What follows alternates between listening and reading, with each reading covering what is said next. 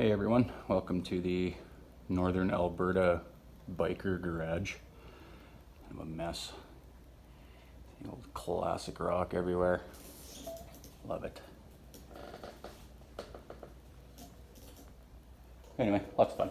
Customer's bike on the lift, 2012 Dyna FXDB. Just redid the front forks, put a lowering kit in. Doing a bunch of other shit to it.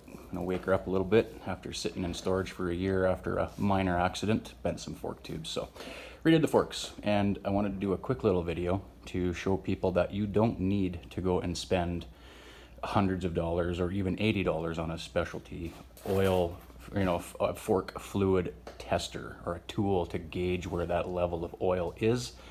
All you really need to do is have a empty container of some sort and a digital caliper. So here's what you do. You take a digital scale, if you got one, and put your container onto the scale and zero it out. And then you pour water in, 28.6 ounces. Is it exactly the same based on, fluid density and all that other stuff? Perhaps not. The specific weight of oil will be heavier than that of water. But, it's pretty simple to get real close. So you get real close. And then what do you do? So you mark down, little mark on there, 28.6 ounces for this particular motorcycle, based on the specifications in the manual. 28.6 ounces. Bang on. The next measurement that you can utilize is the depth from the top of the fork tube to the oil level, which this is what you would use your specialty tool for. So it's got a little suction thing on there, and you can just pour all the oil you want in, set your depth gauge, and then suck out the excess oil. Well, the other thing that you can do is set your digital caliper. Grab that fella right there. This is the cheap one from Crappy Tire. Sorry, Canadian Tire. My son would get mad if I called it that.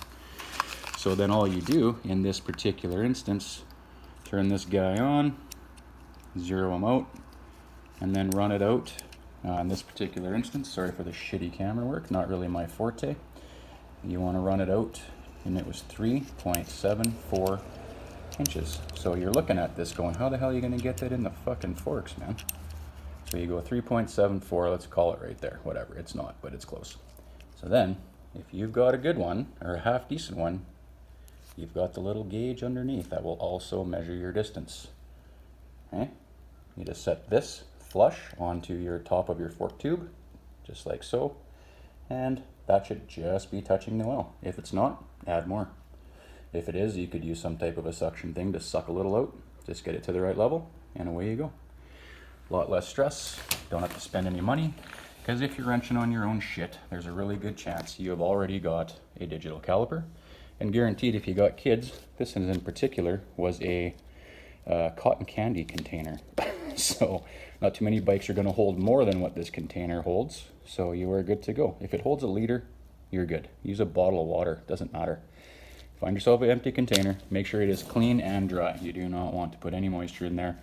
I used a little bit of oil and actually wiped it down first until it was dry and clean, and just a little film of oil, of course, and then I measured it out, and away we go. And the Burley kit, 1-inch lowering, went exceptionally well. And this thing will be ready to put the wheel on, handlebars, do the fall away test, and hopefully gonna flash it up this afternoon. Vroom vroom, bitches.